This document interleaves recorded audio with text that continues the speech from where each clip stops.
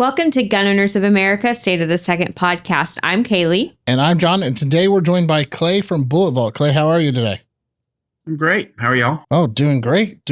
Well, let's go ahead and start with our first segment, which is rapid fire questions. We're going to ask you 5 questions. Go ahead and answer them. The first thing that we're going to ask you is, what are the top 3 markets to watch for ammo cost? I mean, if you're asking like what ammo calibers am I really watching right now?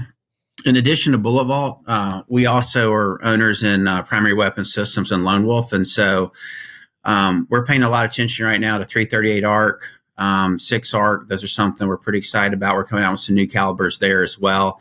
And then we're also introducing an 8.6 Blackout. So I don't know if that's the best markets for everybody, but those are 3 that we're really focused on right now. And I just got my own first. I'd never had a 6mm ARC until I got basically an upper. I think I got it, 4 or 5 weeks ago or something like that. And if I'm being honest with you, this actually, I'm taking my kids and wife and going to our farm this week, and this was one of my big sort of focuses. I'm going to sight in. I've got an upper, I've got a scope, but I have not sighted in yet. So that's we've been selling them for a while, but this is the first time I'll actually put lead down range in mine. So I'm excited about that. So what is your EDC? I mix around a couple things.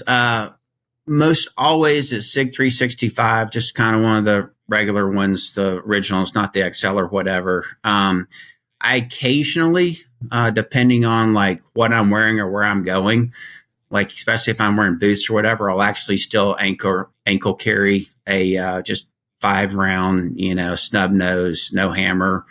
And then, at times I've carried a SIG 938, but once I basically got to the SIG 365, that was I shoot it better. I mean, they carry about the same as far as size, but as far as what I feel like I naturally shoot better, that's what I do best with. What is your favorite caliber? In a carry or across the board? Across the board. Oh my God, that's like asking which one of my kids do I love the most. You got to tell me what we're talking about. I don't carry in a 380. I'm not poo-pooing on people that do, but for me, like a 9mm isn't that much bigger. And I feel like, it's a lot more powerful. So, and I've got a lot of buddies that'll carry like in a 45. For me, carrying is, I don't think people carry sometimes. I think you do it or not. It's like brushing your teeth or wearing underwear or whatever else. It's like part of your hygiene or it's not. So for me, I want a small carry weapon. I feel like I can shoot well. And so even though I like shooting, like I've got a 1911 behind me, I enjoy shooting that more. I won't carry that every day because it doesn't fit into some of my sort of everyday patterns of life. So for me, like 9mm on that. Honestly, if we talk about deer hunting, I'm sort of like, a woman with shoes and accessorizing clothes. Like I'll basically pick something in a season. Like I'll do, I've got a 300 Win Mag and a bolt that I'll use for a bit. Basically I did a 6.5 Creedmoor and AR-10 platform for a while.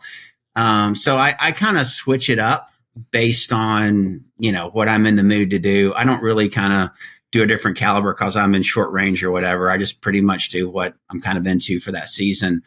And then I'm pretty much all 20 gauge, like basically whether I quail, whether I dove or whatever, I'm kind of an over and under, keep it simple 20 gauge guy. So who are your top content creators in the firearm space?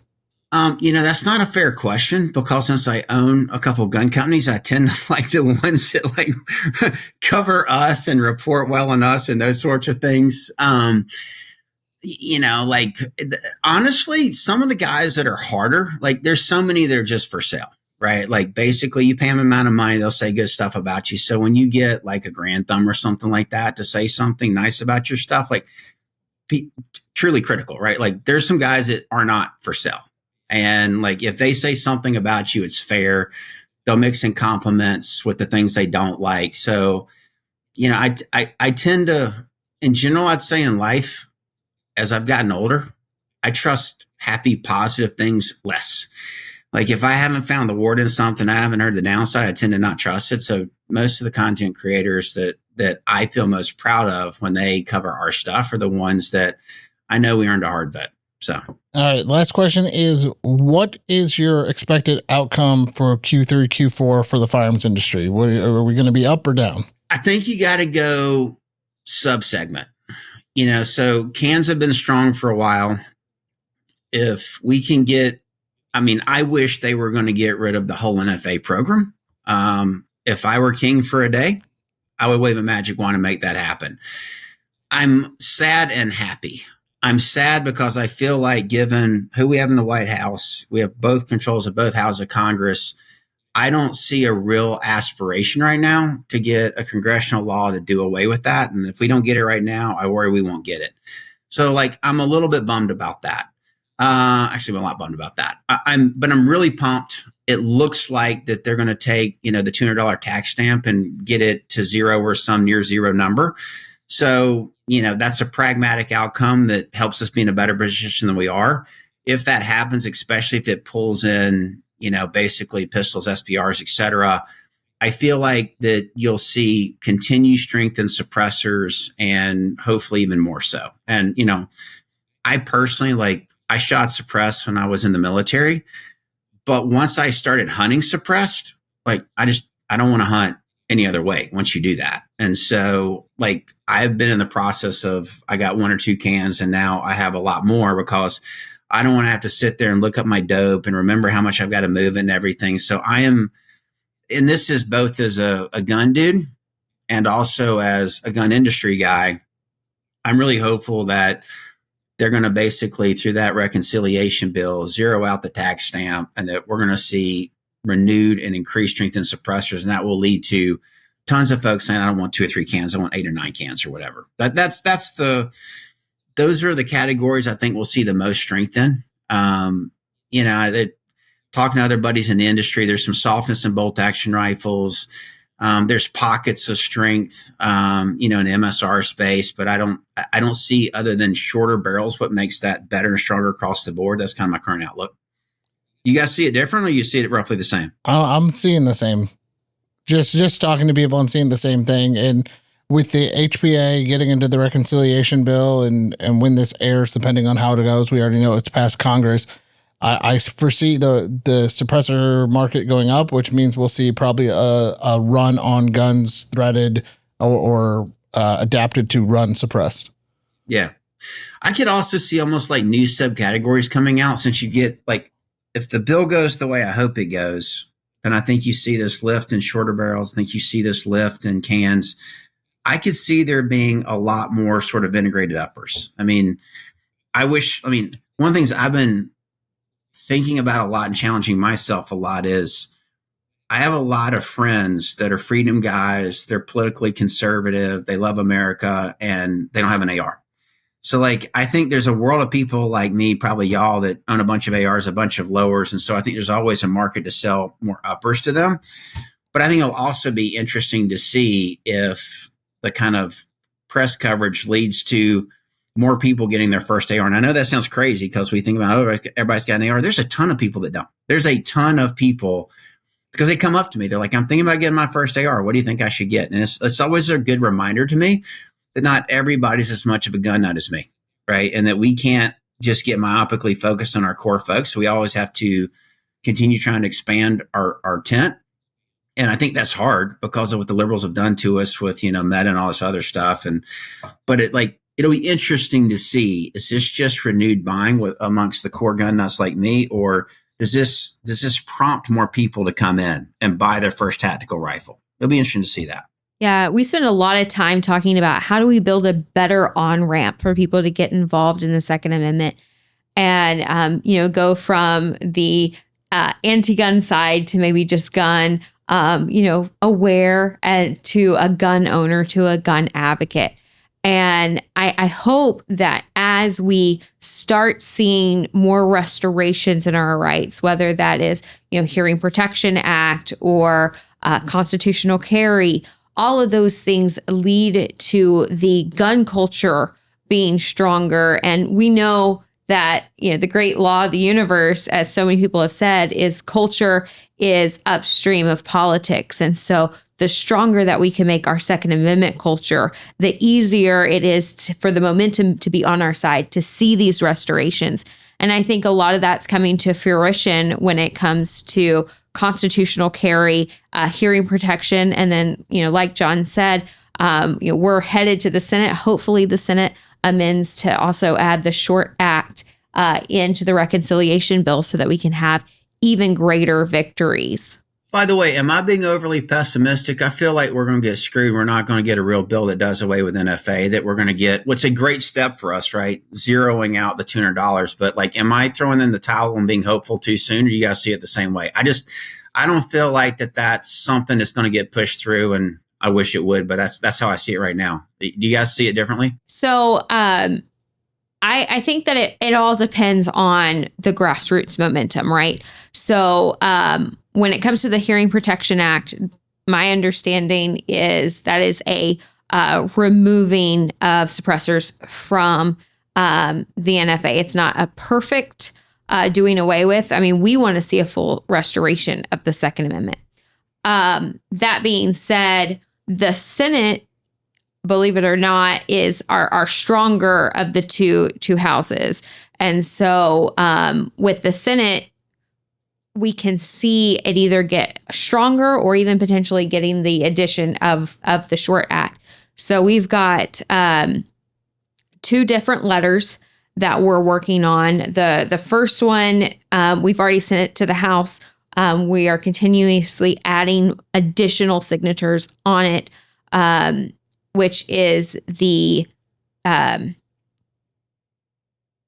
letter's name just escaped me. It's the partnership letter? Yes. What is that letter called? The partnership letter? No, it has a fancy name. We have one letter that maybe it'll come to me that is like people from the industry, manufacturers that have signed on that say, we support GOA's vision and mission to completely remove suppressors and short barrel rifles out of the NFA in reconciliation. The second letter we have is actually from the influencer side, saying that we as the gun media also support this, and we have thousands and if not millions of viewers, because ultimately this is the moment for this reconciliation is the moment for us to get a really big victory, because everyone understands that it's midterms. And it may have already felt like we just went through a super long election cycle, but the reality is the midterms have already started. And for people who want and need the gun vote, they understand that if the more united we can be in pushing for the SHORT Act and for hearing protection, the more that they're going to have to say yes, because their seats are in jeopardy if they go back to their constituents and say, actually, I didn't vote for this because of some random cause or measure. And so we have the power and the momentum and the timing on our side for the first time in a very long time. And by the way, when I say I don't want in any way come across as ungrateful, if we get a $0 versus $200, on a tax stamp for suppressors, I don't want in any way sound ungrateful. It's not lost on me what a huge step forward that is. It's just kind of to your point. If not now, then when? Mm-hmm. And I've personally talked to congressmen more on the House. And when you're talking to somebody that's trying to tell you what they know you want to hear, mm-hmm. and I haven't felt enough conviction from enough folks for me to be confident that that's their hill to die on. They're going to push that through. So I don't want to sound ungrateful for the tremendous efforts that y'all and other organizations are putting into it. If we get 200 goes down to 0, it's a massive win for our movement. I hope I'm not being overly pessimistic. I continue talking to congressmen I know. I just feel like I know when I'm being bamboozled, right? And sometimes I just feel like they're like, yeah, it'd be great, wouldn't it? It's like, no, I want to hear you say we're going to do that come hell or high water. And I don't always feel that conviction. So, and I think that is very reminiscent of the gun culture as a whole in the past, is that we feel like we get a step forward and then we feel like we're getting 2 steps back. Like we got the assault weapons ban in the 90s, it got sunsetted. Okay, cool, we got it. And then they come after something else. I think right now, as gun owners and from the movement of seeing the grassroots going through the influencers and things like that, we're seeing a resurgence going, no, we're going to actually come out and push for this. We're very quiet. We're called the silent majority. We're actually being loud and taking, I guess you could take a page from the liberals playbook, and we're going out and we're contacting the senators and congressmen and letting them know this is what we want. And with that pressure that we're putting onto them, I foresee that we hopefully will get it. We've already seen them go from, they went down to 0 in the original bill, but the NFA still applied, and now they've removed that completely. It's 0 and no NFA off the NFA for suppressors. So hopefully with that pressure, we saw the pressure just over the course of 4 days. Hopefully with that continued pressure from gun owners, we'll see them go, no, we got to fully restore this as a whole. I didn't know they'd removed the NFA. I knew it had gone to 0. So that last 3 or 4 days you're talking about, I didn't see that one over the weekend. If we end up at that spot, that would be awesome for us. I mean, that'd be a great place to be. So yeah, the one that passed the House, what was it, 2 days? 2 days? Yeah, it was after their through the night session. Our guys over in federal affairs, y'all pray for them because they are, forget burning the midnight oil. I mean, they are burning at both ends. Hey, can I pick up on something you said a few minutes ago? Yeah. I'm curious to bounce something off of you. So obviously it was great for our movement in 2020 when all of a sudden people realized that you may call 911 and no one shows up. That's horrible for our country. When we had pandemonium in the streets, it was good for our movement when people finally realized that they may call 911 and not always be able to depend on somebody else. And we saw, this massive influx of first-time gun buyers. I know some of that's been sticky, but I think that was just fear. A lot of that was fear in the moment sort of purchase as opposed to deep philosophical realignment. You made the comment that culture has to lead policy. So I've got kids. My son just graduated from high school. My daughter's about to start her senior year, and she's well behind enemy lines. She's going to be a senior at Georgetown. And so, and she was a senior in high school during the height of COVID. And there was a lot of kids in her class that were not, right of center gun nut folks like me, small government people like me, but they were told so many absurd things. Literally they would get yelled at because they would be running down a soccer field with a mask on and try to pull it away so they could actually breathe. And what I have observed in my kids' generation is we may be raising one of the most rabidly libertarian generations because they saw what big, dumb, oppressive Big Brother government looks like. It's not like they all grew. I mean, my kids grew up in a gun nut household. I served, like my daughter asked me, Dad, do you think they're going to let me carry at Georgetown? I'm like, honey, you chose the wrong spot. But what I saw from many of their friends that were moderates, even some slightly left of centers, they're just like, I don't want the government anywhere near my life. I don't want them telling me what to do. I don't trust them. And I feel like if they are able, as they start earning money, to increasingly see that, high taxes and all these promises we make people come at the expense of liberty, come at the expense of people creating capital, they could actually be a bedrock. That could be a whole new generation of people, because I feel like their distrust for big and their love of personal freedom, that's, I feel like, sticky. I don't think that's like someone had their garage broken into and went out and bought a Glock 19. I feel like these are people that really hate big, stupid government intruding in their life. So I'm curious if you guys are seeing the same thing, but I am really interested to see how that thing kind of tracks over the next 5-10 years. And if that is a shot in the arm for our movement. No, 100%. So I'll kind of speak one more broadly and then kind of talk about what GOA and our sister organization, GOF, is doing. The first thing is, I think what you experience with your own children is something that is not a just a you experience. I think that is something that we're seeing across the board. There's an excellent book by Isabel Brown, and she writes about Gen Z and how they are far more conservative and libertarian, and why that is. And part of it is a natural kind of pendulum swing of culture where we went, super to the left, and now there's a correction over towards the more right of center, which is good for our movement. The other thing is she talks a lot about how people are craving tradition. People are craving a understanding about themselves. And so much of what we're seeing has been this identity politics of finding yourself.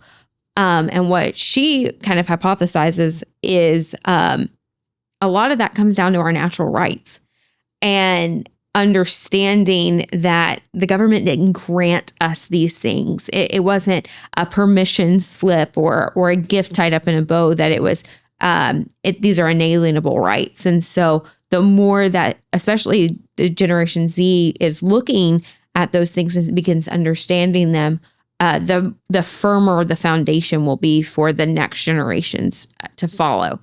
On the GOF side, we have a college program, 2A Defenders. We're on college campuses. We do a lot with universities. Well, not necessarily with the university themselves, but with students who are wanting to fight against the echo chamber that they're in. So often we have students reach out to us, and they will have gone to a school for 2, 3, 4 years. Maybe they're a senior and have never heard a counterpoint to what the anti-gun propaganda is on their universities. And so we have a speakers bureau, and students can request, and we work with the students to actually have us out on campus and have a conversation so that we can fight against that echo chamber, and let other viewpoints be known so that there can be healthy dialogue, because they're never seeing the other side of the coin. And so that is also super important. And then the other thing is,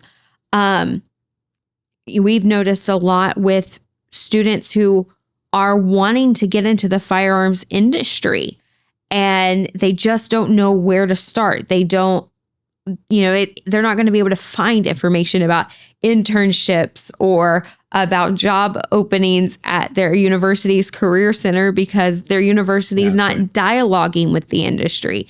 And so we've launched through 2A Defenders a segment called Chambered for Success, where we sit down and give career tips and advice for students in particular, but really anybody who wants to get into the firearms industry, because we're going to have strong manufacturing. We're going to have people willing to innovate in the space if we want the Second Amendment to continue. And so providing those avenues and those touch points are so vital in not only reaffirming the Second Amendment, but making sure that generations have it beyond our own. Yeah, I felt like at times it was a bit of a theoretical discussion 10 or 15, 20 years back on your gun rights matter because fill in the blank. Or, the founding fathers knew that the Bill of Rights didn't mean crap unless there was a Second Amendment. They were distrustful of power. Like, these were things that we may have believed. And as someone that served overseas, I could talk about what I've seen. But I think at times people found that to be a theoretical argument here at home. And that got very real, over the last 2 or 3 or 4 years. And it's no longer something people are like, yeah, Dad, that's just old fashioned worry talk or whatever. Like, I think people see that and they feel it now in their gut viscerally because of what we've seen happen in our country in the last 3 or 4 years. And I think that'll have a lasting impact. I hope it does. I hope that, I had a friend once say, that sound you just heard is the bullet whizzing past your ear. I hope our country remembers the infringements they've seen over the last 2 or 3 or 4 years on freedom of speech, freedom of thought. I mean, all of these things. if we're going to have that horribleness we've had, at least maybe we can benefit from it with a renewed commitment. This is brought to you by Patriot Mobile. Use code GOA for 1 month free for a freedom-loving mobile service. Patriot Mobile is a pro-freedom mobile carrier. They use the same towers as the big brands, and even to the point where if you have, you can switch between networks, between AT&T and Verizon and all that, just because Patriot Mobile does that for you. So use code GOA for 1 month free at Patriot Mobile. The other point that I want to bring up is even in the election, we saw Gen Z come out in droves and vote very conservative, where they were deemed to be very liberal. And it just shows that culture shift just right there, where they were purporting, oh, Gen Z comes out. Oh, wait a minute. They're not doing what we thought they were going to do. Well, it'll be really interesting to see what happens to the liberal movement over the next few years. I mean, I don't know what they're for, and they hate Trump. You know, I mean, it's one of the most fascinating things is Bill Maher, for example, like I love, and you saw it with the podcasters during the election, like there's these folks that they actually truly believe in freedom of expression, freedom of thought, freedom of speech, that basically are looking at their own peeps saying, look, like, no, you don't get to tell everyone what to think and basically say they're a bad person. I disagree with you. Like for me, one of the most interesting things going on is that split in their movement of the folks that believe different things than I believe. They may not be pro-gun, they may not be pro-life, they may not be pro-God, but they're pro say and think and let the marketplace of ideas win. And I think they're freaked out by how tyrannical their own team got in the last 2 or 3 years. I think it's fascinating to watch. Well, it's funny you bring that up about the about actors and comedians and things pushing this. On the flight here, I watched the Reagan movie. Highly recommend the movie. And I guess it was a somewhat biographical, but even in that movie, in the 60s during the communist movement, Reagan basically said, as the head of the Actors Guild, we as actors are here to act and not push a political agenda. When did that change? We see it now. Now we're kind of seeing the same shift back, but even in the 60s during the communist movement, Reagan and the Actors Guild was very going, no, we are actors. We are here to entertain people. We are not here to tell them what political views they should have. And it's crazy how that shifted too. And look, at some point you'll have to cut me off because I'll just nerd out all day long with you on, right-wing freedom stuff. Have you ever read Reagan's diary? I have not. I haven't either. Hugely recommend it. And I'll tell you what was fascinating me about it. It was 2 or 3 things, because I always try to, it's a little bit like all this canceling of history that's gone on for the last few years, right? It's like people they don't think about what it was like in that day. And when I read Reagan's diary, what was fascinating to me was, one, he was being just completely attacked by conservatives for thinking we could have less than 70% taxes. Like, they thought he was not wrong. He was crazy. Like, people thought he was going to destroy the world. And he was so calm. He was so resolute. He believed that ultimately he was going to win the day because he really believed in his soul, because he'd seen these things. I mean, he wasn't a 33-year-old political wonder kind like a Bill Clinton or an Obama running for office. Like, this guy was older in his life. He'd had tread worn off his tires. He had his life threatened by the communists when he was an actor. He believed these things in his soul. He was so cheerful and so calm. And I say that, and this isn't for people that love or hate Trump or wherever people are on that whole thing. In one of my businesses, I have employees that they don't believe everything I believe. And we had an all hands, and they asked me about these things. And they are so eager to jump to a judgment, like, tariffs are announced, so the stock market goes down, and this is the end of the world. And I'm like, y'all, you need to understand, like, there's a 100% chance that we are in a irreversible path to a banana republic, debt default, hyperinflation state, unless we do something very, very different. Because every empire goes on this path, right? Like, you become the world's reserve currency, you get the printing press of money, Everyone basically lets you borrow this money, and then you go to the poorhouse, and the only question is whether it takes decades or centuries. Like, it happened to Spain, it happened to Britain, I could go on.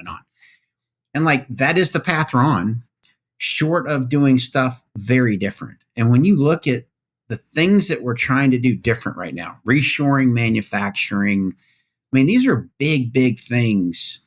And it's so interesting to me to watch the president just kind of like, I don't know if he'll pull it all off, and it's not him, it's a team effort, but like, he's trying to do something generational for our country.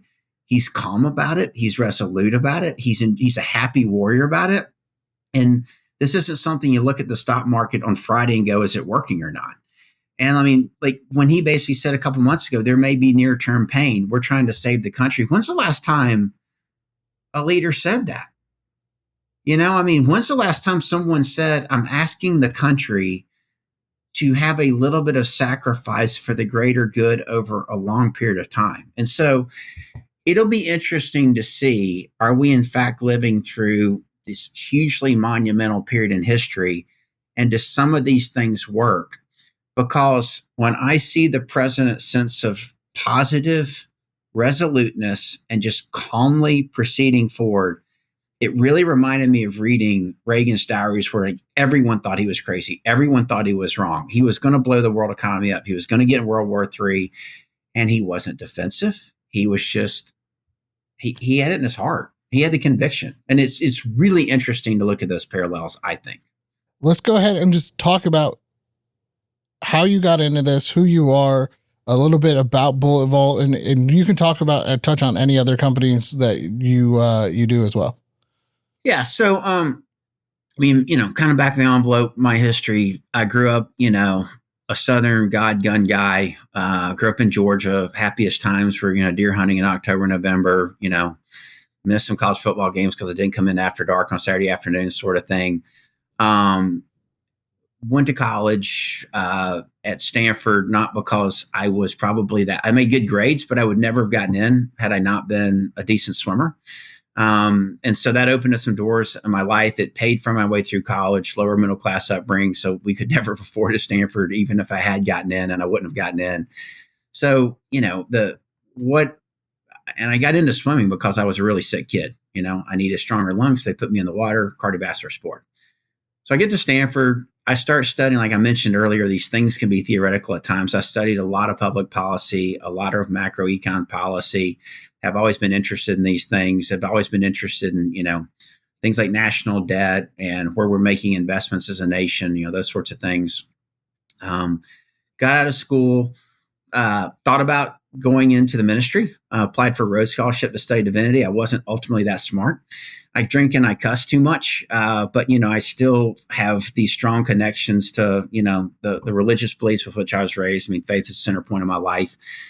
And so I'm getting out of school. I'm noodling over, do I want to be a minister or do I want to go into the military? And, you know, I've decided that's what I was called to do. I figured eventually I would go into business, but, you know, I'm 52 now. You know, when you're 22 or 23, I literally remember telling people, now you can serve God and country in your 20s. It's not like you can do that when you're 50. 50 seemed ancient at the time. So my swim coach at Stanford was a Marine Corps sniper. That sort of probably watered some of those seeds that have been planted in my Southern youth. So I decided, try to get a commission, go into the Navy, join the teams. I ultimately did.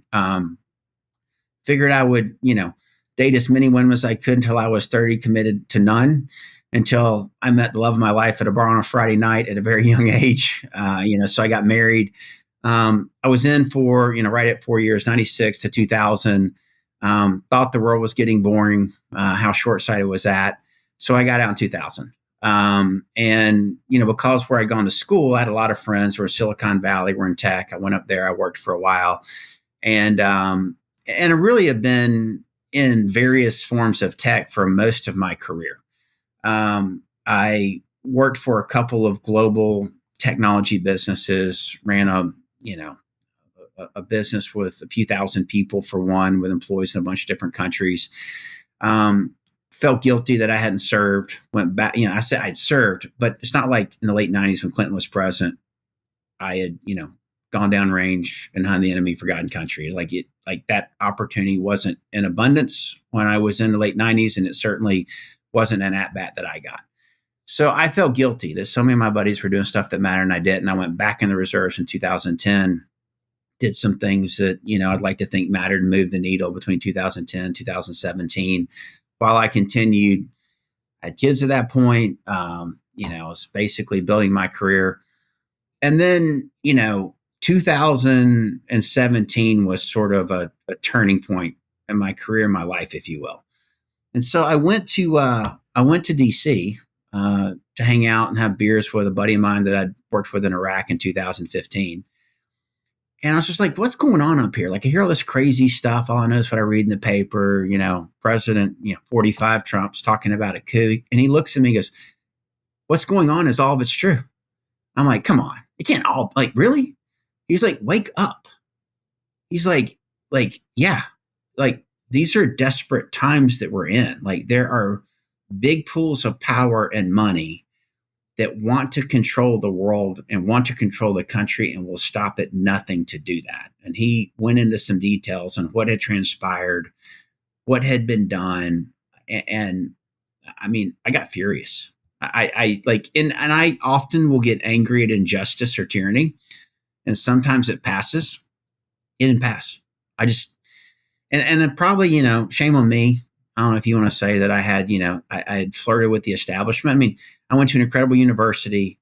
I worked in tech. It was all working for me. A beautiful wife, 2 kids, nice house. Like, I wanted to believe desperately that the system worked and that the rules worked because I was good at making the system and the rules work for me. Then all of a sudden I realized it's screwed and the system and the rules are rigged against truth and righteousness for the good of the big and the powerful and the rich. And everyone listening, this is probably like, duh, what took you so long to figure that out? But that was my light on the road awakening experience. So I flew home. I told my wife that, hey, look, I don't know what I'm going to do, but I'm going to get involved. Like, our country's on a horrible track. These are desperate times. I sort of started thinking about the problem set, realized DC is a big problem, probably beyond my pay grade, decided to make my state a little bit better. Decided to find someone good to run for governor of Georgia. Talked to some of the candidates. I didn't get to all of them, but like the ones I talked to just seemed like more of the same. I mean, even though they were Republicans, I was looking for Republican support. It felt like corporate Republicans. It felt like people to me that memorized the taglines and the punchlines. So I went and started trying to recruit folks from outside the system that built businesses to run. A bunch of them talked to said, I don't want to run. I just want to help you raise money and help you get in the office and do it different. And, basically to a person, they're like, that's crazy talk. I'm not going to do that. But you seem very motivated to do it. Maybe you're called to run. Eventually, I felt like I was called to run. I knew I was jumping in late. I knew I didn't have a great chance to win, but I was convicted. I couldn't have told you the purpose. Kind of a story for another day is I did have a role in sort of affecting the Republican primary in a meaningful way. Brian Kemp became governor, and that's been good for my state. But there's several things I got wrong. One thing I got wrong is I told my wife, hey, look, no matter what happens, all my buddies in big tech will be happy to have me back. I mean, I always had great results. I was a high performer, and I believed it. And how stupid was that? When folks figure out you're a God gun guy, you're somehow less welcome back, and some doors had always been thrown wide open for you. So whatever age I was at the time, 45, 46. And, I've got a mortgage payment, kids in private school, and, I'm trying to figure out what I'm going to do with my life. And I decided I'd always talked about being an entrepreneur. I've probably paid enough money. I would never have had the guts to do it had I not been given the push, the big boot in the ass by the Almighty. But here I am at 45. I start my own consulting business. I have been blessed with some success in that. But the other thing is, like I said, the rights and freedom were getting a lot less theoretical and a lot more real to me. Even as I started my consulting business, there were doors that were closed in my face because of my beliefs. I definitely lost money for being canceled because of what I believed. And my brother-in-law and best friend had built Bagara rifle brand, you guys probably know. I mean, it wasn't just him, but he had been there when they were $7 or $8 million a year in revenue and had basically played a meaningful role in over some time becoming the CEO and built that business into a $100-200 million a year sort of business. And so we're sitting in deer camp, and he's like, "What are you going to do for money?" Which was kind of code for, "You going to be able to take care of my sister." And I said, "Well, I'm starting my own consulting business." I said, "I've really, through running for office, I'm passionate about jobs in small towns. I'd love to find a manufacturing business to buy, smaller than an NFL city." He snaps his fingers in the air. He says, "You should buy a gun company."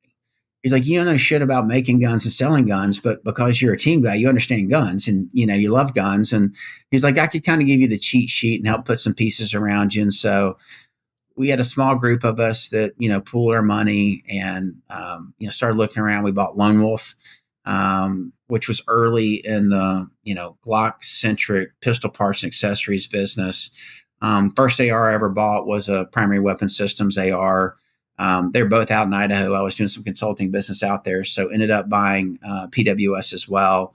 And, kind of now I'm in the gun business as well as the tech consulting business. But I had another sort of, and all of these are sort of, they form a narrative.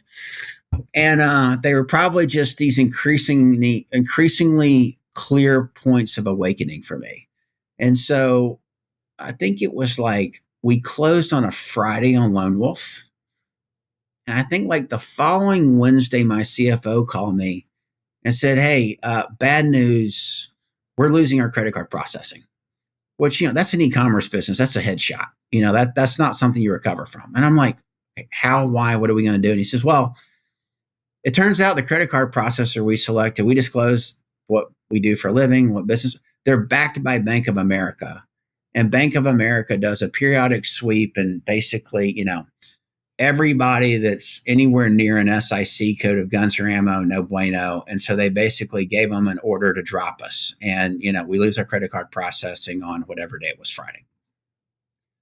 So we instantly went to work begging and threatening while we frantically looked for another credit card processor, which wasn't easy to find because we're in the 2A space. So eventually we sorted that out, but it scared the shit out of me. And it really pissed me off because, like, put aside that I'm a gun guy, like, this is America, right? Like, if you want to go pass a law that says I can't do business in America, at least have a fair fight in the light of day. But like this whole, like, dark, smoky room, the banks get together, Operation Choke Point, they basically decide to shut industries down. I mean, it's not just wrong, it's nefarious. And so I started thinking about what is there to be done about that? And is there a chance to make money on it? And so I actually spent probably over a year looking at doing like a God gun bank, because it isn't just us, right? Like oil and gas. I mean, no one feels sorry for oil and gas because they're big. But I mean, there are faith groups, there's pro-life groups there are people that do construction for churches and pro-life centers that are blocked from certain types of business. So like this doesn't only affect us in our movement. So I looked at, could you do a God gun bank? And the more I looked at it, banking's an incredibly difficult business. It's very regulated by the government. So I felt like even though that was an important thing, I didn't think that totally solved the problem because it didn't solve the payments problem. And I mean, that was really, I say that was my fear. We are now having a pendulum swing our way with President Trump and having control of Congress. I think we are foolish to believe that the fight is over and won forever. Like right now, people are not as worried about that. And I'm glad that we're having a moment where the freedom pendulum swinging our way. But I'm not unworried that it won't go the other way in the future. And so, I basically started thinking about, because I'm sure you guys are like me, like I got a bunch of bullets, right? And like, I've sat there before being like, well, hey, look, I want your Remington 870. I've got a bunch of ammo. Let's do I mean, like, it's almost an alternative currency for redneck freedom guys like me. But there are limits to that, right? Like at some point, like when the whole corner of your basement or your garage is full, you're like, okay, yeah, this, like, honey, you're right, right? And also, like, if you buy all of, like, I've got a ton of ammo that's for stuff I don't shoot or guns I don't have anymore or whatever. So you end up with sort of dead ammo, right? Like stuff that you have that's just, it's going to be there when my grandkids clean out my house, when I'm dead one day. And so I started thinking, like, could you have an alternative currency, a payment system, if you will, based on bullets operating on the blockchain? And the reason I say the blockchain is for 2 or 3 reasons. One, that provides sort of a ubiquitousness to it. And also, there are, as y'all probably know, the reason Operation Choke Point was so effective and nefarious was because there's only a handful of transaction processors that are out there. So like they don't have to take over 15 or 20 of these things. They can go get 2 or 3 or 4 and they've won. And so it is very difficult to replicate that, right? Like it's expensive to replicate it. It's difficult to get that sort of stickiness in the market. But the blockchain is almost a platform that can almost act like a payment system if you have a front end to it, as long as it's backed by something. Well, if you back it with the banks, then they do what they do, right? So like that was my thought, was there could be something called a bullet token, a bullet reserve, which is behavior that exists. I buy a bullet.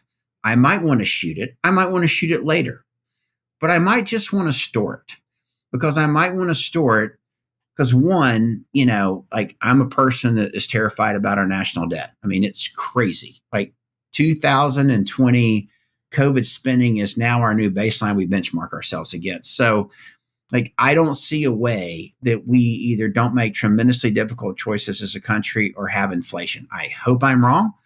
I'm hoping and praying for President Trump and Congress, but I still have that long-term fear that structurally we owe too much money and inflation is a threat. And so like in the same way people buy gold, like bullets are a precious metal as well. They're a precious metal that is a statement about your value system, that has functional utility, and is actually more transferable than a bar of gold. And so that was the thought behind Bullet Vault was, let's go build this thing. I had super nerds with my consulting business. You can build literally anything in the world. They believed the things we believed. They were excited about it. We were passionate about it. And so we basically built a platform, we benefit because we've got secure warehouses with the gun business that, have all of the securities and all the climate controls that you have to get an FFL and an SOT. And so, the ideation was, let's have a business where someone could come in, they could buy what's really the closest. I mean, if you look at the macro econ 101 definition of money, forget dollars for a minute, money, a 9mm bullet has all the different definitions. It's transferable as long as you scope it correctly and you're not talking about these weird foreign crap, versions of it. As long as you're talking about American made, full metal jacket, consistent grain weight, new, it has the definitions that shells had or gold coins had back in the day that dollars evolved from. And so that was the idea, was someone could come in, they basically are buying a bullet, or they can buy 1,000 bullets, or they can buy 10,000 bullets. Each one is recorded on the blockchain, and they're not just buying a crypto. They're actually buying a physical bullet that they own. They take title. We store it securely in our warehouse, and it is yours. It is theirs. They can transfer that to their buddy, just like you would do a Venmo. They can ship it to themselves and shoot it. They can trade it into other calibers. So back to your earlier thing, like I might have grown up sort of a 308 guy, and now like sometimes I'm a 6.5 or 6mm ARC guy. So it gives you that flexibility to sort of buy now, hold value, and then ship a different caliber later. And, that's how it works. So it gives you a lot of the financial transferability that you enjoy with a Venmo, that you enjoy with it's not a banking account, but the things that you replicate by having bullets that there has always been a limit to because there's no liquidity. We solved the liquidity problem. In theory, bullets are a great investment. They haven't moved much in 2 or 3 years, but I'm thinking there'll be another day where we see 40, 50 cent around 9mm bullets. In theory, that's a good investment. Like we have all seen that undulation sine wave. If you wait 2 or 3 or 4 years, if it goes up and down. but it's only a good investment if there's liquidity. And with this, you can actually get liquidity. So if your bullets go to 50 cents, you can basically sell back to the network and cash out at 2x. And I mean, look, if 25 goes to 20, then you lose 20%. But like you get to watch the sine wave that we've all seen over our lives. And for me, I'm more confident. I understand the market for ammo better than I understand the market for NVIDIA stock. I mean, like if I make money I'm actually not in the stock market. And the reason why is because if I make money in the stock market, I call myself lucky, not smart, because I know all these hedge fund guys have got all the angles and all the advantages, right? Like that's not a market that I consider to be transparent and fair, that I have a way to compete in today. But I understand the ammo market and the commodity price and how it undulates better than I do most equity stocks. So that was the idea behind it. I love the concept of bullet vault. I love the idea. It's great.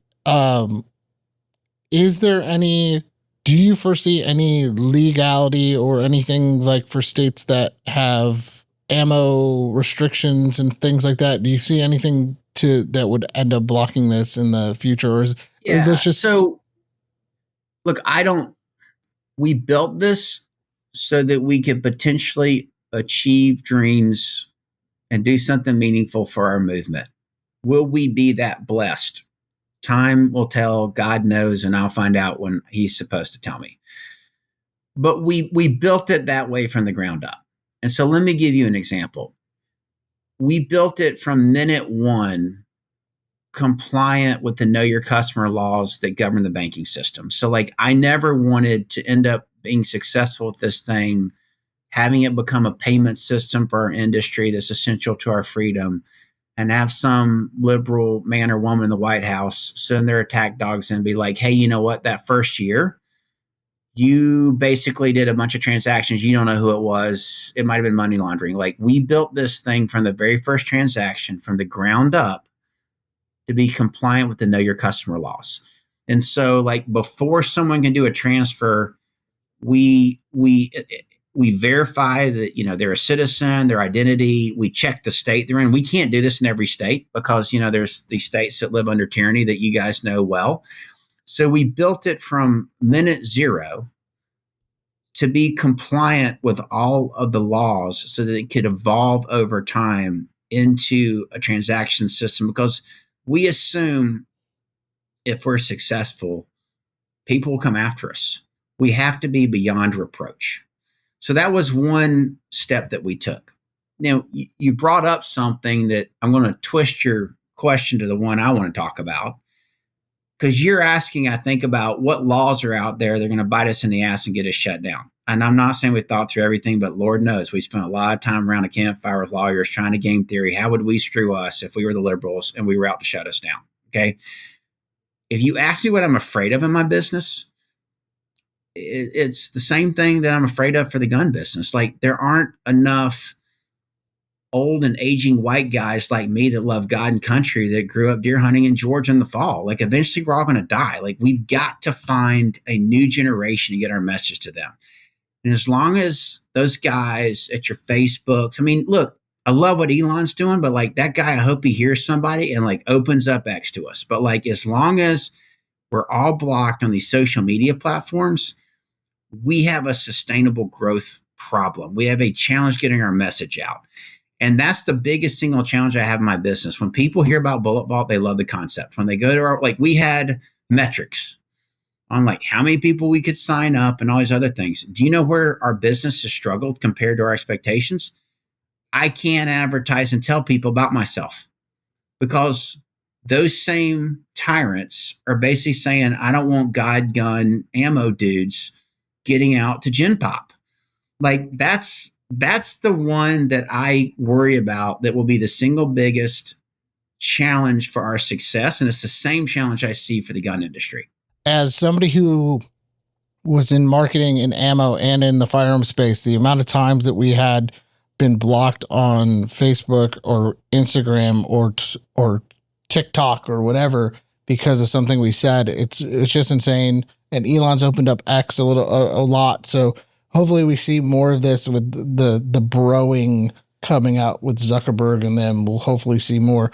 But on that note, we have to wrap up because we have another one of these in 10 minutes. So go ahead and shout out any socials where people can find you, things like that. Yeah, bulletvault.com. I'm so grateful to get to talk to y'all about this because, like I said, opportunities like this to connect with your folks, our folks, like they are essential to our business. So thank you so much for giving me a chance. I appreciate what y'all are doing. Like I said, if we can't get stuff done for a movement right now, controlling the White House with this president and Congress, it's now or never. So thank y'all for what you're doing. Bulletvault.com. Please support us. Come check us out. We're nothing without you. And grateful for you and grateful for you guys for letting me talk. Awesome. Thank you so much. If you have not yet, like, share, and subscribe to this podcast. Awesome. Again, Clay, thank you for being on to us. And guys, you have a great rest of your day.